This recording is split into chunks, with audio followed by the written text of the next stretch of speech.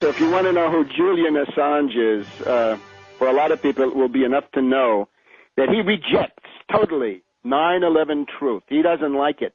He says, those people annoy me. So Assange is essentially an enemy of 9/11 truth. And what he's really saying is that the only scandals, the only conspiracies that are allowed, that can be brought into the polite discussion of these geeks and dehumanized characters of his own ilk, are the conspiracies that he approves, that have been vetted by his crew of international hackers and related characters. Now, we look at Wikileaks. We see an organization quite evidently in the orbit of the Open Society Institute, generally of the Soros body of opinion in the world. The question I would have to Assange is, who pays you?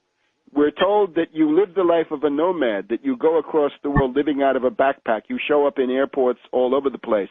Who pays for this, Julian Assange? Who funds you? Where's the money coming from? Watergate, listen, follow the money. I want to know who pays Assange. It's a very elementary question. How do you get money to buy these expensive tickets? Now, if we look at the board of this foundation, the WikiLeaks board of directors, who do we find? Ben Laurie, former top security official of Google.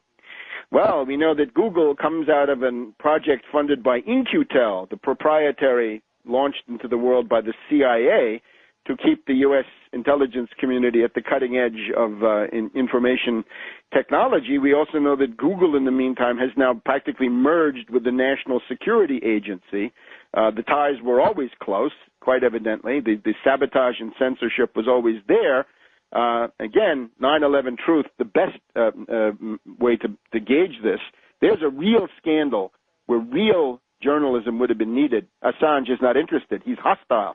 He's a ferocious enemy of 9/11 truth, who's parading himself as an enemy of the establishment, and we're supposed to believe that his life is in danger.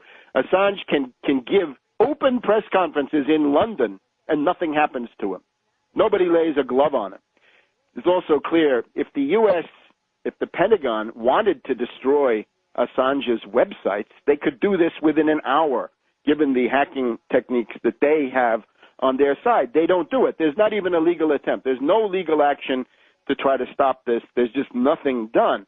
So Ben Laurie is one. We look at this guy, Wang Dan. The rest of the board is largely Chinese. As a matter of fact, when this thing first came on the scene, it was largely thought to be something targeting China. In other words, it was going to put out revelations that would be embarrassing to the Chinese government, the Chinese Communist Party leadership. Wang Dan is a Project Democracy operative, National Endowment for Democracy.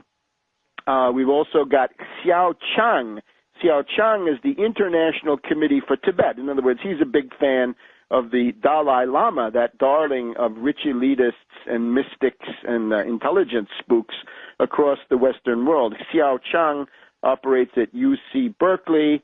He seems to be part of Radio Free Asia, which is linked to Soros. We've also got this guy on the board, Kam Sit-sang, who is a Tibetan democracy activist. Well, we know what this all amounts to. It's a gaggle of so-called democracy activists, all in the orbit of the U.S. intelligence community, and especially of the Soros wing thereof. And they operate under left cover. This is an indispensable thing. They have to have this Rousseauvian overtone that they're anti-authoritarian and they're fighting big government, I guess you can say.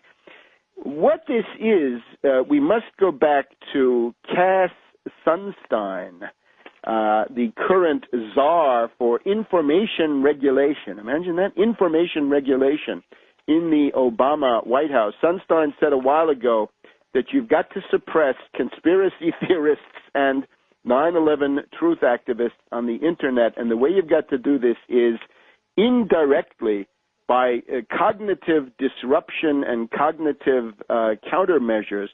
Now, that's not going to be a cigar-chomping right-wing character saying that 9/11 truth is for traitors, it's going to be something like this. It's going to be something that pushes the 9/11 agenda and any other things to the side and puts in the center the things that the CIA and the intelligence community want to be there, which again is why the Afghan war is hopeless and why we've now got to turn our attention to Iran.